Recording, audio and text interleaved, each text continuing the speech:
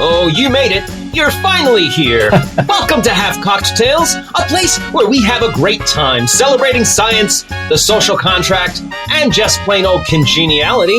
Dare I say, a place where we seek a path to peace, prosperity, and exploration amongst the stars. What I'm talking about is an all-inclusive society, meaning if you're not on board with the understanding that we all agree to shared rules, norms, and respect, we're not even obligated to consider your opinion because the social contract is that important to a civil society.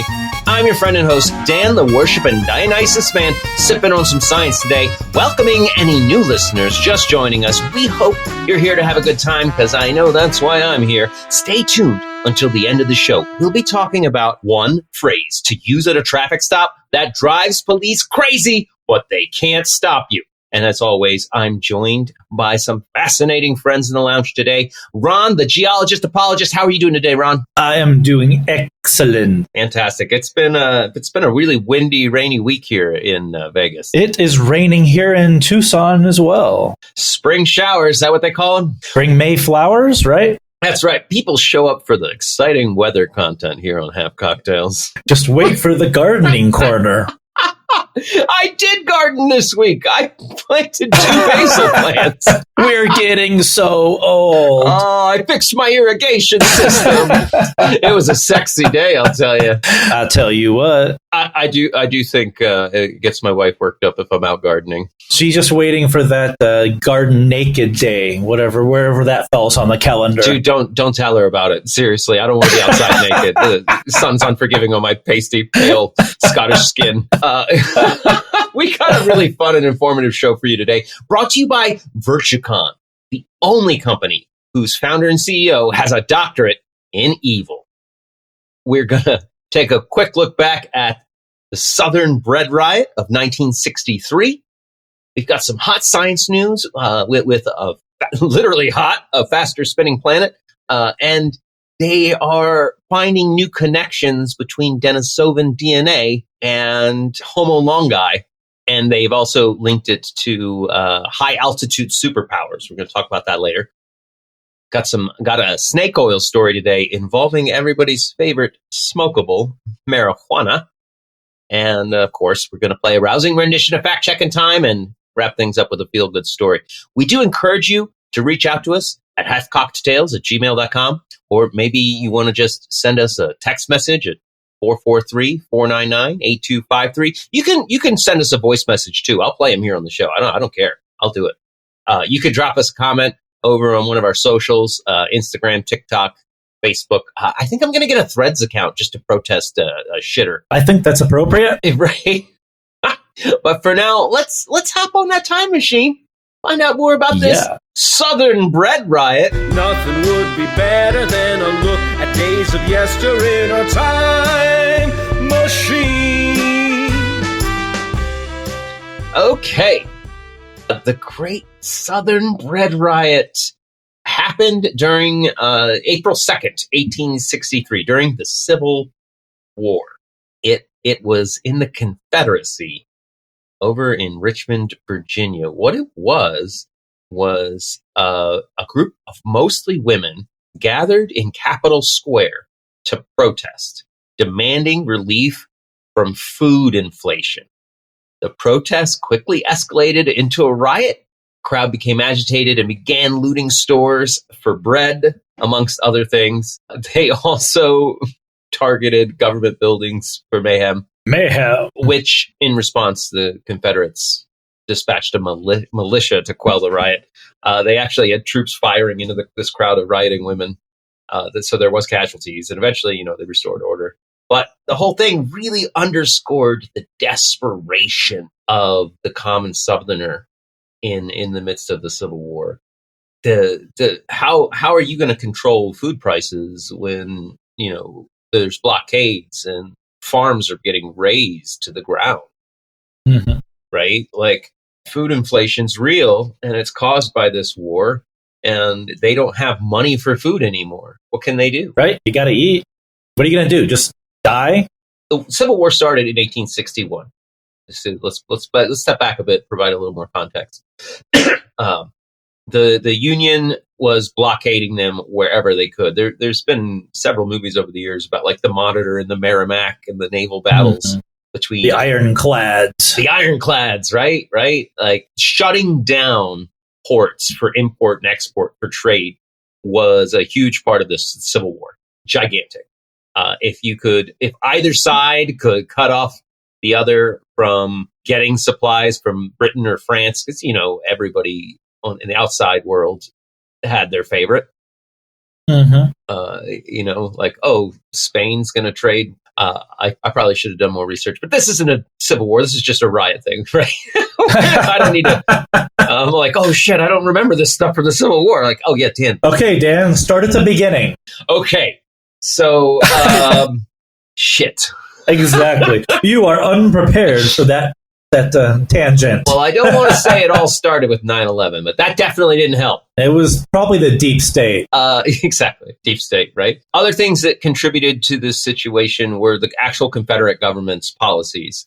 They had impressment going on, so they would literally just come say, no, these goods are ours. They just, total dictatorship style, trying to force the economy just to work, right? Just force it to work, brute force kind of policies, my own interpretation. They were aimed at supporting the war effort, but at the expense of the civilians, right? Like if I'm a guy that has hoarded bread, I'm a baker, and I've got all the bread in Richmond, they can just come on and be like, hey, the troops are hungry. That's our bread now. Right. So sorry. You know, there's a lot of people that would call that a lot of different things. Oh, yes. Wait, you're just going to take all the rich people's money and redistribute it to the poor? What do we call that? Socialism. Oh, no. Actually, this isn't even socialism. This is just straight up totalitarian dictatorship shit. Right. This is fascism. So by 1863, food shortages, particularly things like bread and meat, were happening all over the southern cities, right? You had all these people living there, and they're dependent on these farmlands that aren't bringing goods in. Sometimes they got burned down. Sometimes it's the roads between your city and those farms are blocked and blockaded. Right. And you're not getting any help trading with Europe because they can't get through. Some of it was just poor harvest, just draw the luck. Like, oh, sorry, had a bad corn crop. Can't depend on the wheat crop because they burned that down. Right. And even like today, they say we're only missing 3 meals away from society collapsing. Yeah. You get cut off from food, it's only a matter of time. And it wasn't just food. It was everything. You want clothes, you want tools to work your land. Maybe you've got a little plot.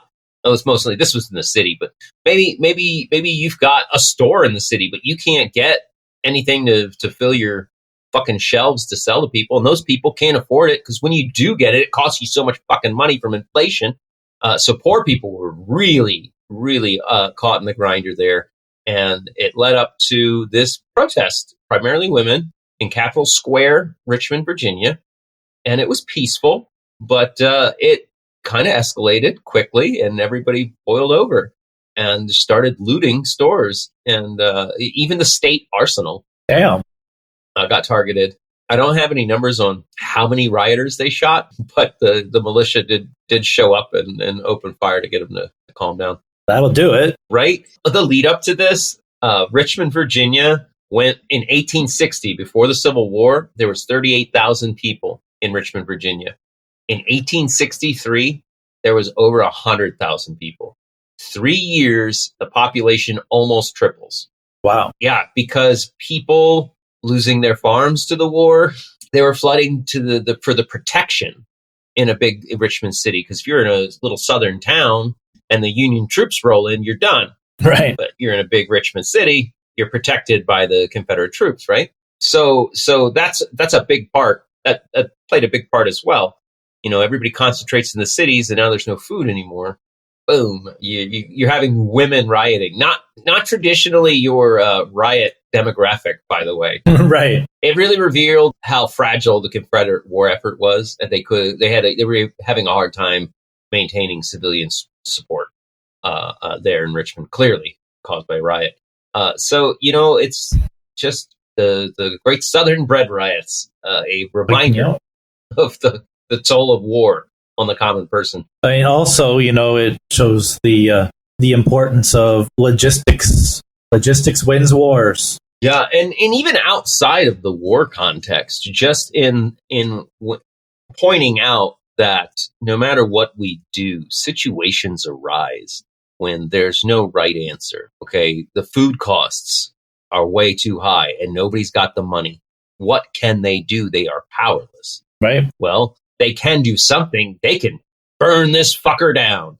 And that's kind of the desperation that I think is being tapped into in a lot of modern extremism, that people feeling powerless and helpless in their lives.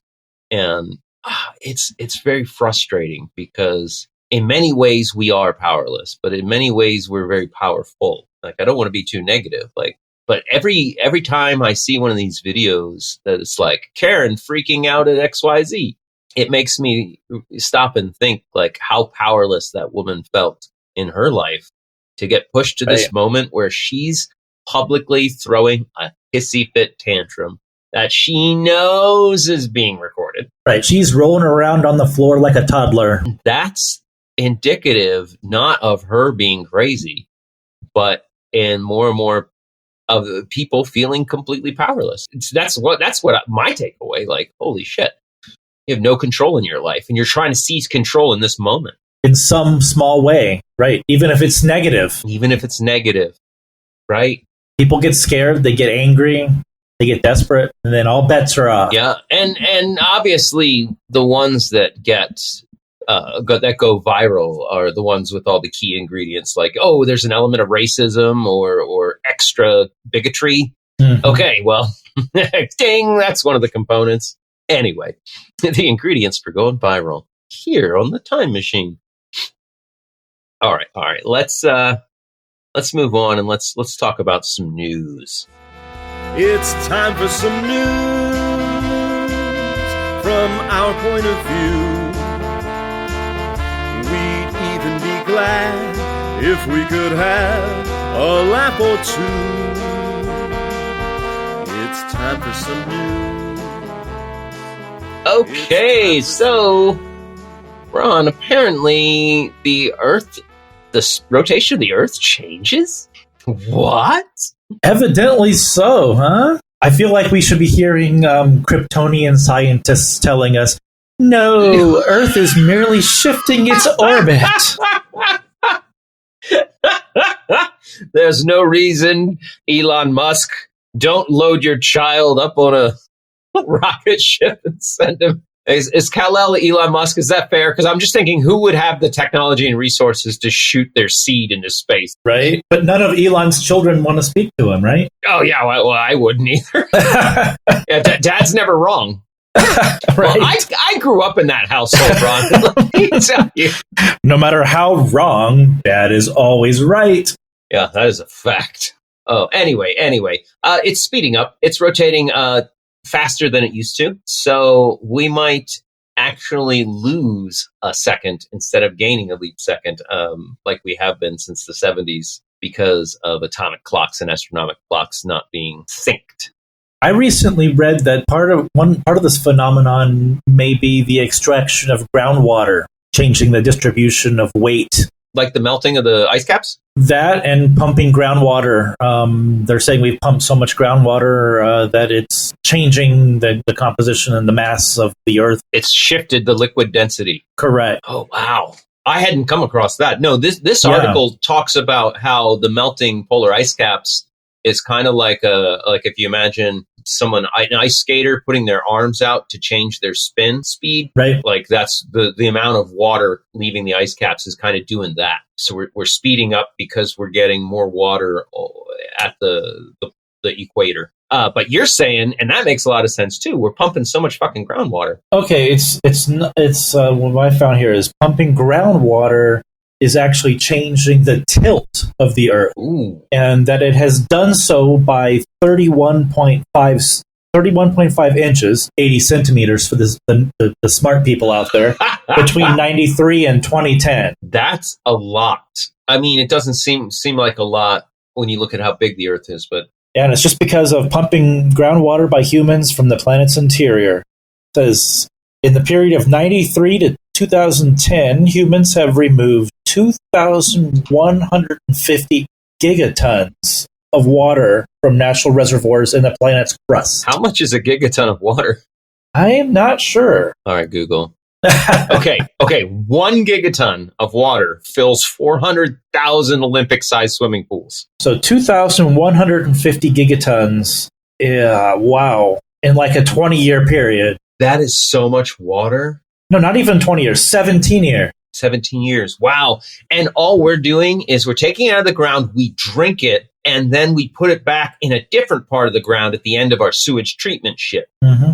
Wow. Well, some people have some sort of septic system that goes back into the ground, right? Correct, yes. And that is the way a lot of modern sewage treatment systems function.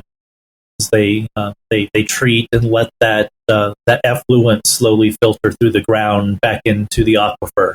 By the time it gets there, it's purified. Wow, this got crazy for a story that started out about leap seconds. Strange things are afoot at half-past tail. That's right. That's what we come here for, right? I was talking to ChatGPT because I was like, I wasn't well versed on the difference between atomic clocks and astronomical clock, and it had a hallucination, and it was like, yeah, we subtracted a second back in 2016, and I was like, no, but everybody else is saying we didn't. And it's like, yeah, they're wrong. It was 2016. I was like, are you sure? Okay. I'm all, let me give you some of the exact wording from these news articles. And it's like, sure. So I start pasting them in and I was like, okay. All right. I was wrong. They added a leap second in 2016. Okay. So long story short, folks, you can have ChatGPT interpret like science papers really, really well, but you can't depend on it for general knowledge shit. Right. It will make shit. It hallucinates stuff. Makes up total horseshit. Oh God, no! I'm gonna have to dig up this story so I can put it in the links because now I'm talking about it. This wasn't even supposed to be for the show. I'm not even supposed to be here today. Wasn't supposed to be here today. They found that that programmers can use ChatGPT and AI to build code blocks, right? And they do. They found that the AI will consistently like hallucinate things like and I had this experience when I was doing this I was doing some stock trading chart programming functions, and like when you're programming in say like C++, like you can add a database that's of work somebody else did, and you're like, oh, include Ron made this .h. Mm-hmm. And then that inside Ron made this .h is a whole bunch of tasks and functions and shit you programmed, right? I can add that to my program, save me a ton of time. I don't have to redo your work, right? Right. The AI hallucinates those classes. And they're like, oh yeah, you got to include this class, and then it will come up with functions that go to that class and use them. But it never writes the class. The class doesn't exist anywhere. It just made them up in its head. Wow. These researchers studying that effect, what they did was they ran a whole bunch of tests to get the AI to make programming things, and then paid attention to the names of the hallucinated files and found that they would repeat themselves over and over. So what they did was they were like, this is an exploit. So they took the common names and they made a malicious hacker type class and then fucking uploaded it to all of the open source platforms that share these classes. And lo and behold, their code ended up in other people's work because they're using the AI, and the AI included those files. Of course it did. And then they made files with that name, and now their files are inside other people's programs. So how long until the AI writes its own malicious script that then spreads through everyone's work like that? Ron, I think you're exactly in line with how I was thinking. Like, is this AI, like, is this a precursor to its consciousness and taking over everything? Like, it just starts spreading all, like, and the thing, I'm not even making this up, it was called Hug Face or Hugging Face. Like, that was the name it gave the class that they used as the backdoor. Because no one would suspect something like that. It's so happy. Oh, yeah. Hug face. Okay. All right. We're not going to top that.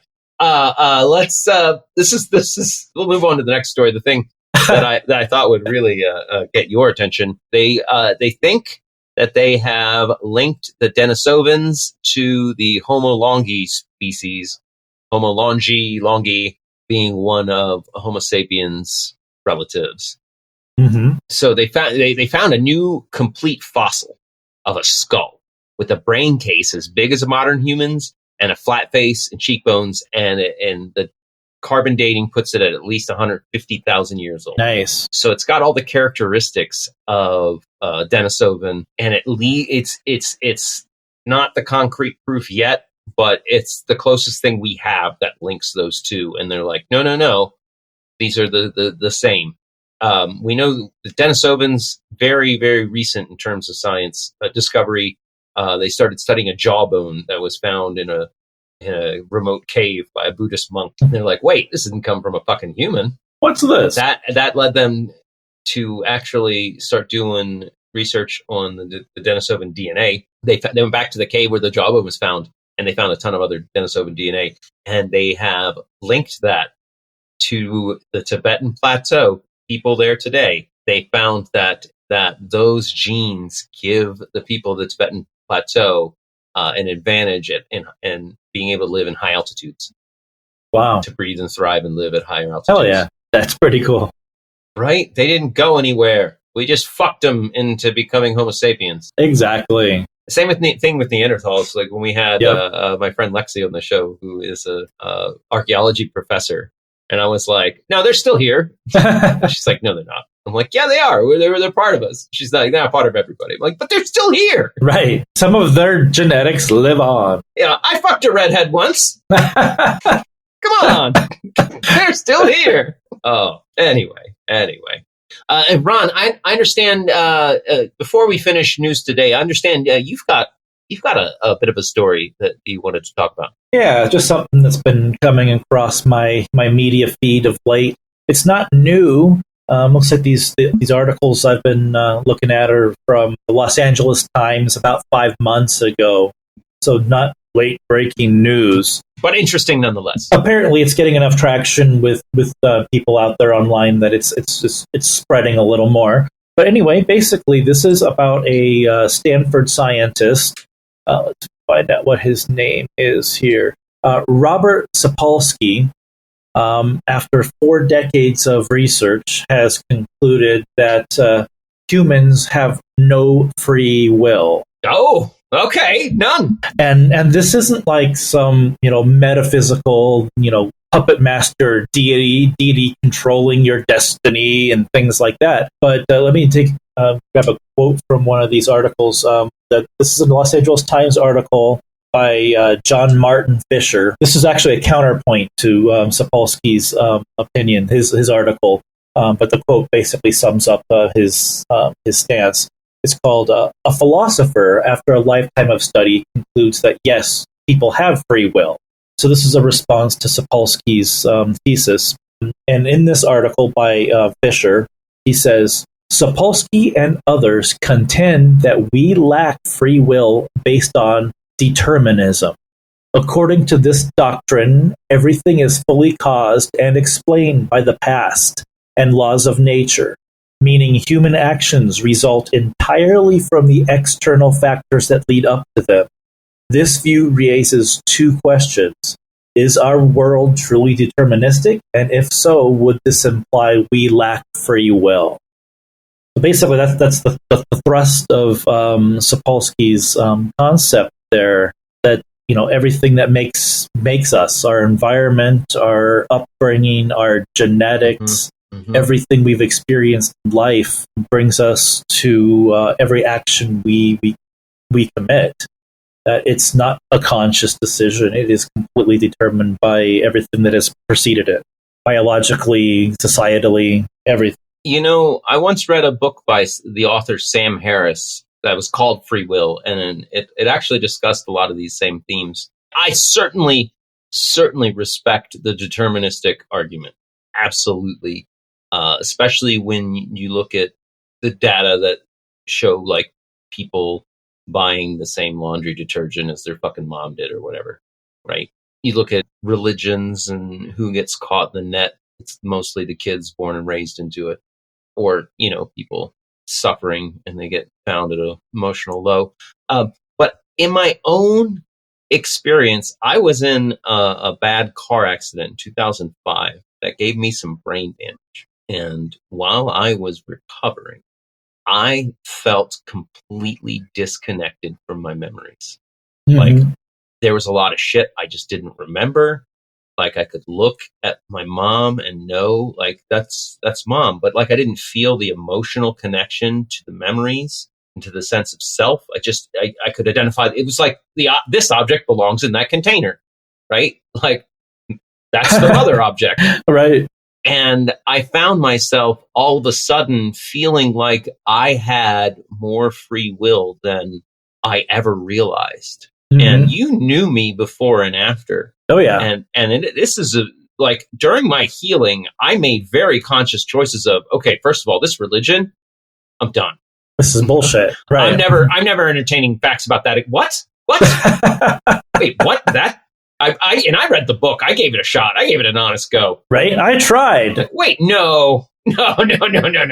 Oh God, no. Oh, this is some bullshit. This is awful. And I started to go after the things that I wanted in life, not feel aimless. Like, okay, I've got a job and a house. Now what? Yeah, I got to follow the script. Right. I was following a script. And all of a sudden, for the first time in my life, it was like, damn, you're writing your own fucking script and you do whatever you want. You can quit this job. You can sell this house. And you can go into entertainment. Well, that kind of leads a little bit to a different article on that same subject. Okay. That was a great quote in that I'd like to read. This is by another Los Angeles Times columnist, Corinne Pertil, from her article. And she's talking about Sapolsky. Your story reminded me a little bit of this passage, where it says, religion shaped his life at home. That all changed on a single night in his early teens, he says. While grappling with questions of faith and identity, he was struck by an epiphany that kept him awake until dawn and reshaped his future. God is not real, there is no free will, and we primates are pretty much on our own.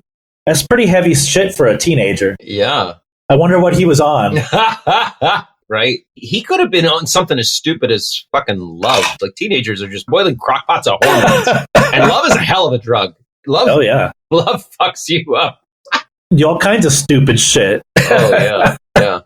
Oh, I'm an optimist on it, but maybe that's a determinist. There's no winning the argument, right? Because a determinist just says I'm an optimist because I'm wired and all my experiences add up to me making this choice. You would say that. And, Sapolsky's stuff is not based, just on philosophy. He's got a lot of neuroscience, and I'm reading a little bit more on him here. The reason this stuff's coming up now is he is hawking a book right now on this subject matter. So this is some marketing on his end as well, getting it out there. And we'll have a link to the book in the episode description. Exactly. And these articles are great because these are not just like, oh yeah, this is totally true, what this guy says.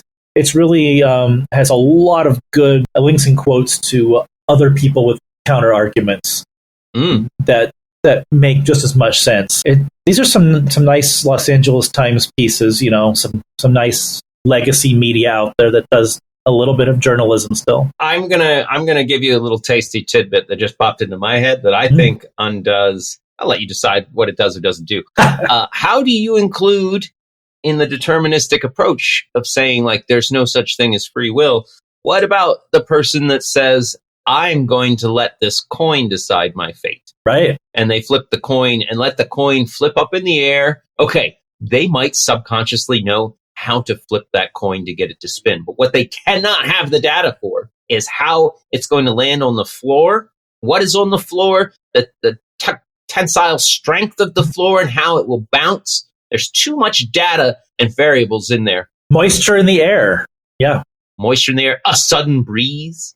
That recent research, those recent studies showing that, flipping a coin is not a 50-50 proposition either. What, is there the roulette chance it lands on its side? No, I mean, it's like, I think this study, they were trying to replicate, just how many times can we can we flip this coin? And eventually it's going to be pretty damn close to 50-50, you'd think. And it never was.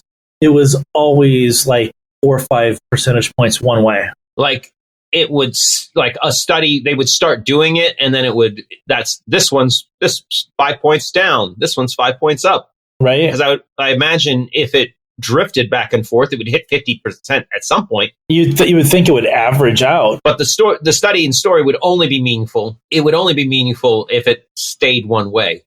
Right. Yeah. There's find an article from the National Post. Flippin' amazing. Heads or tails is not a 50-50 chance. What? Unpublished paper available online. Researchers explain their methodology, eschewing any sense of mystery or suspense. They titled their study, Fair Coins Tend to Land on the Same Side They Started. Evidence from 350,757 flips. That tendency was small and varied between individuals, but it was measurable. A flipped coin has a 50.8% chance of landing on the same side up as where it was when it was flipped, and a 49.2% chance of landing the other way up. Holy shit! So what it comes down to is the random chance statistics curve only exists if you develop a method to truly randomize the coin flip. Right. Because what side is facing up makes it a little less random. Right. That's how casinos make money. Well, they do know what they're doing. Those principles right there. Casino work it's easy running a casino and turning a profit unless you're a Trump organization. Ayo! Take that. The hundreds of bankrupt companies with the name Trump. That's why, like, I just roll my eyes, like the whole Trump Bible thing. I'm like, yeah, my God. That's just totally him doing brand. his business. That's his business is putting his name on things. That's what he does. He doesn't make anything. Well, he can't create. He's not a creator. He licenses his name to throw on whatever you want. So yeah, the company goes out of business or gets sued for being a fraud. So what? They just bought his name. That's how they did it. So some huckster bought his name, and he's a paid spokesman. But people don't want to. They want to think that he's a huckster. They don't want to think that. They want to think it's a Trump Bible. No, Trump got paid money to sell Bibles. He will sell anything. I wish I had the money to exploit that, but I don't. Right. But I'm starting a GoFundMe. That would be fun. I should do that. Good stuff. Good times. Before we talk about some snake oil, I'd like to take just a little moment to talk about the amazing gift shop over at halfcocktails.com/shop. Have you ever opened up your closet only to find it empty time and time again? Have you ever walked outside and realized, hey, it's cold? Why hasn't someone invented something to keep me warm? Well, Half-Cocked scientists have just released a game changer. They successfully created branded t-shirts and hoodies in the Half-Cocked laboratories. And they didn't stop there. Hats, magnets, canvas-wrapped wall art, coffee mugs. And I know some people might not like the idea of using a coffee mug, and they're called Starbucks. They just want you to use their takeout shit. No, you can make your coffee at home, and you can put it in a Half Cocktails mug. Yeah, maybe you want to put your coffee in a Half Cocktails mug while looking at a Half Cocktails refrigerator magnet on your fridge. I don't know. I don't want to tell you what to do, but you can buy them all and proudly use them. And tell the haters, you got it at halfcocktails.com/shop. Spaceballs the flamethrower. The flamethrower. The kids love this one. And you know what else is for sale, Ron? The finest snake oil this side of the Kuiper Belt. Oh, indeed. Oh, snake oil on sale for me. Nothing but snake oil, and it ain't free. All right. I was sad but not surprised to find this news article. A new study has delivered a scathing assessment on using CBD for pain. Oh. As we all know, CBD is part of marijuana. It's a non-intoxicating cannabinoid. And it really is a snake oil, man. I gotta admit it, as much as I love marijuana, you see marijuana exploited for snake oil purposes all over the place. It'll cure your headaches. It'll cure your runny nose. It's a cure-all. You don't need Viagra. Just smoke weed. Just smoke weed. You'll get horny. Are you tired? Smoke some weed. You'll get some energy. Have too much energy? Smoke some weed. You'll calm down. It'll chill you out, man. It'll mellow you. Oh yeah, I used to work with a guy who like he had a tattoo, a big pot leaf, and he was an active grower in the early days of the Arizona marijuana stuff, and he was like that, man. It would be like, you should smoke weed for that. Oh, there's a weed strain for that. You should smoke some weed for that. I'm like, dude, I smoke weed. Shut up. I'm not going to smoke more weed. But, sir, I had to smoke all this weed. It's for my health. Coughing too much? Smoke some weed. So, a group of researchers, 3 of whom were part of an International Association for the Study of Pain task force on cannabinoids. So these people set out reviewing 16 controlled trials focused on pain. These involved CBD in oral, sublingual, and topical forms. Okay, so this wasn't smoked CBD in these studies. This was, you could take the CBD pills, you take the drops, or you can apply it as the balm. 15 of the 16 studies found no greater pain relieving effects for CBD compared to placebo. Mm-hmm. To quote the researchers, for people living with pain, the evidence for CBD or hemp extract shows it is expensive, does not work, and is possibly harmful. Yeah. And they fairly bring up the quality of the products, which is an ongoing issue in a lot of jurisdictions, right? Particularly places with weak regulation. You remember I used to date that lady with epilepsy, and CBD is shown to treat epilepsy, right? Hands down. But I remember going around the dispensaries in Tucson, one by one, desperately trying to find a CBD product that had the right amounts for controlling epilepsy. And I remember being very, very frustrated at one of the dispensaries and losing my temper, having a little bit of a Karen moment, I guess, feeling like I had no control or power, and being like, right. How do you pretend to be a healthcare pharmacy type place when clearly all you're doing is selling weed to people to get high? Right. I was so mad because I had a real medical need, but they didn't know. Right. They didn't know shit, and they couldn't serve it. And I did eventually want to say there was a company called Gihee, Gihee. Met the CEO interviewing her for 2 bowls in a China shop. I did order some of her product after talking to her about it, and that did control the epilepsy. But you have to order it and take it every month. But she was like, yeah. That was a big part of our company, was we wanted to have something that was chemically consistent.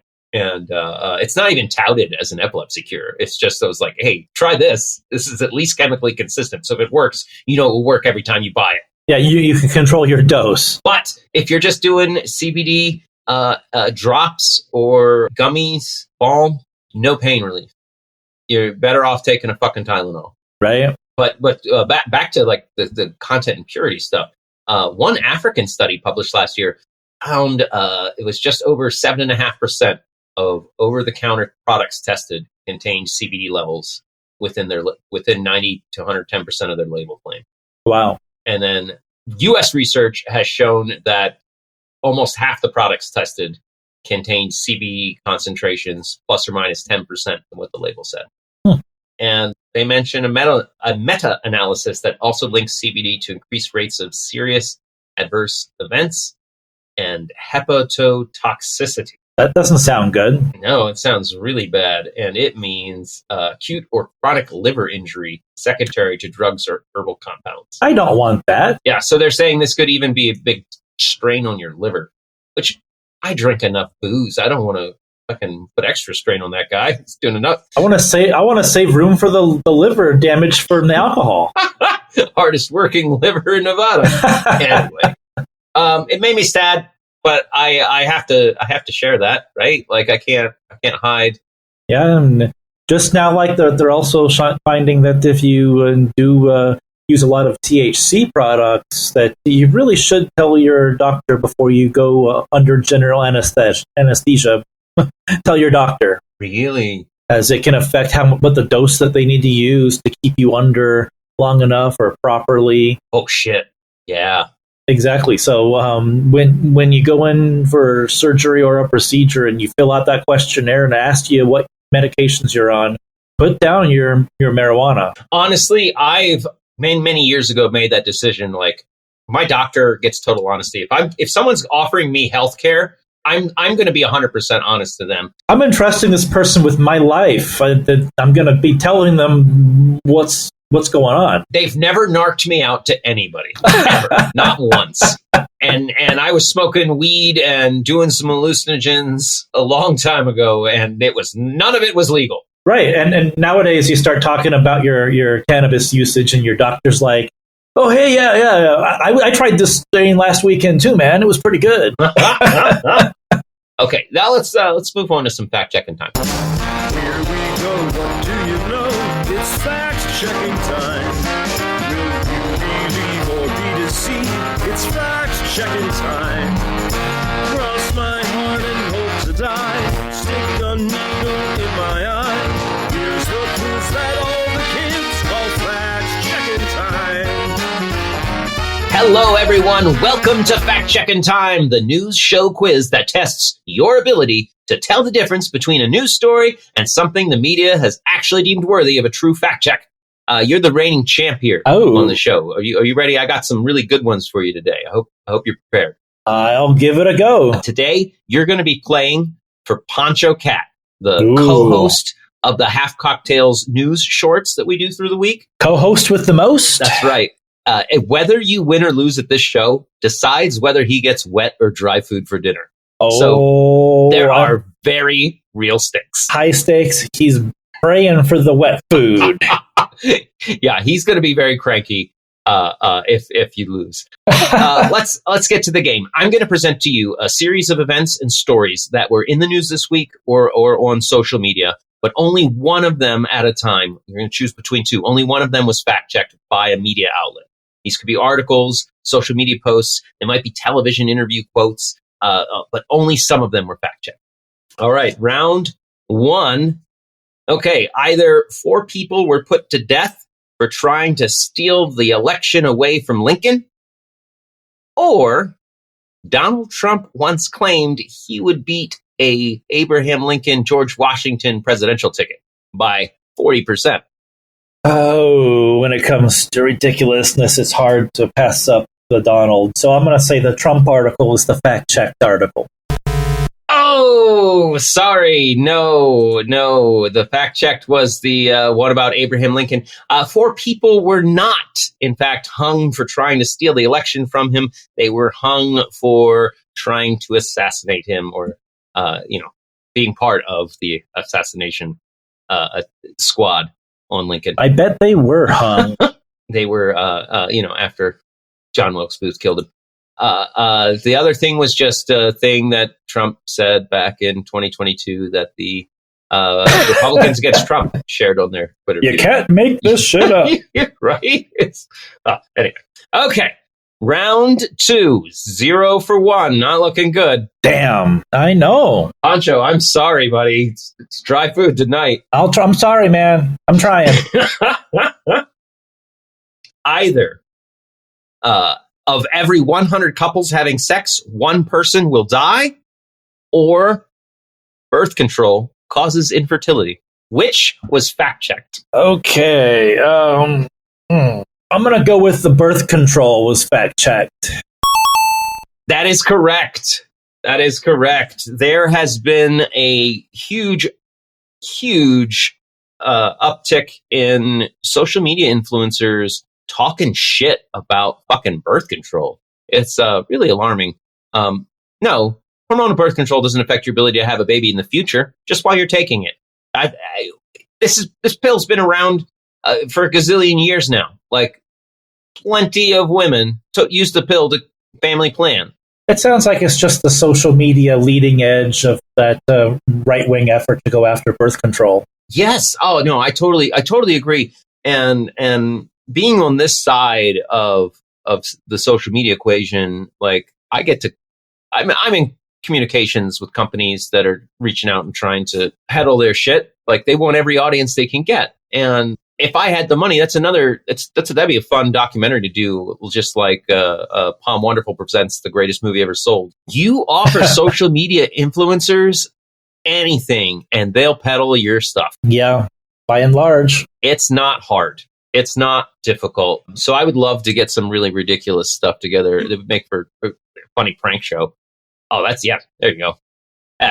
Verbal copyright, Dan on halfcocktails.com. Funny prank show. Getting social media influencers to peddle made-up products for fun. Timestamp. Timestamp. So, but it wasn't fact-checked, but there was an article on Science Alert. Apparently, 0.6% of cases of sudden death are during or shortly after sex.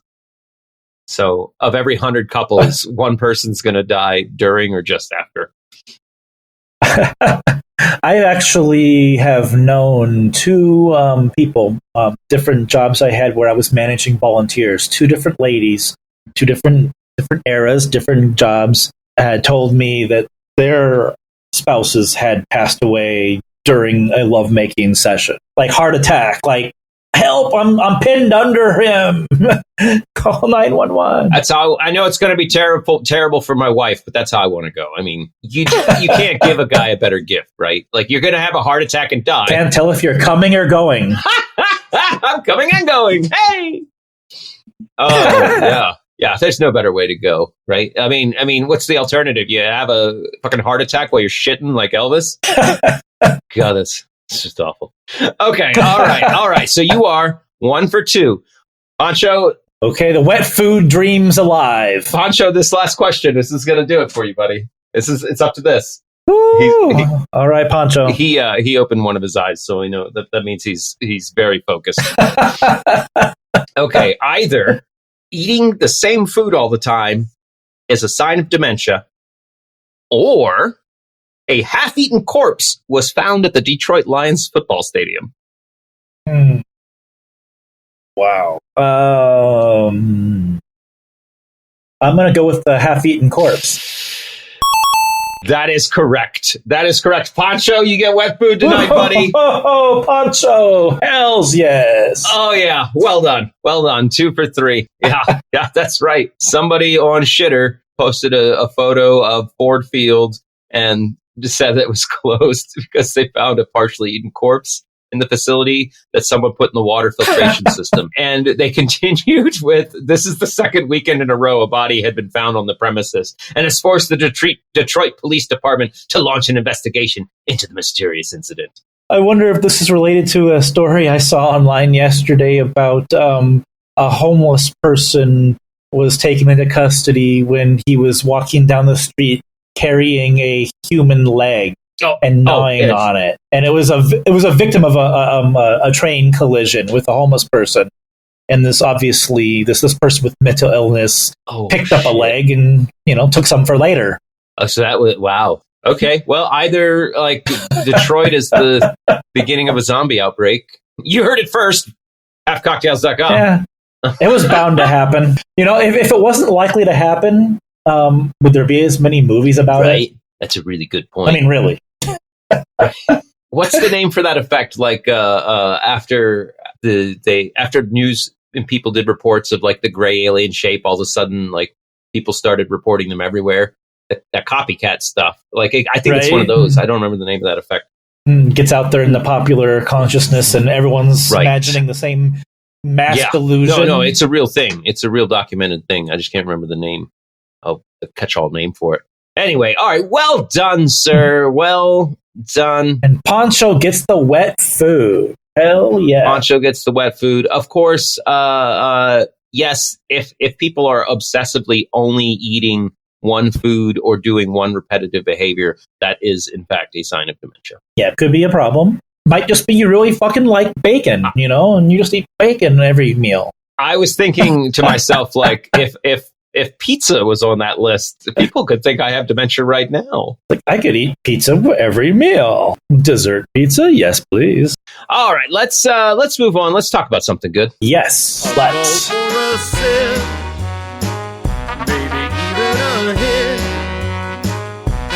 join us for half cock feel good. And join us for half cock feel good. Okay, so it looks like there's a town in France called Saint Joachim. And if you're familiar with France, it's located near the Brer Marsh, a peat bog that becomes easily inundated with water. That place. Oh, that place. The local graveyard there sits at 0 feet sea level, right? So it's perfectly sea level. Standing water in that cemetery is an issue. They tried different things. The mayor proposed covering the graveyard to divert the rainwater and catch it in tanks, and then they can water around the cemetery and a nearby sporting complex. However, what the town decided to do was cover it in solar panels. They sent letters to all of the citizens of the town. 97% got behind the concept. And then they developed a power sharing scheme that determined each resident pays €5 for their share of the power generated. And then they use some sort of algorithm that gathers data on energy usage to determine how much each home gets of the power from the setup. It's a 1.2 acre installation, cost $3.5 million. They paid for it with property taxes, and boom, cemetery now a productive green energy place in Saint Joachim. And they've actually got some pictures here. If you follow the link in the episode description, it looks really nice. They're actually transparent panels. Wow. So yeah, right? I didn't even know these were a thing until I saw this photo. So you can see the graves are all there, and people are there visiting and leaving their flowers. It's just there's these nice rows of solar panels that are providing shade. Powered by the dead.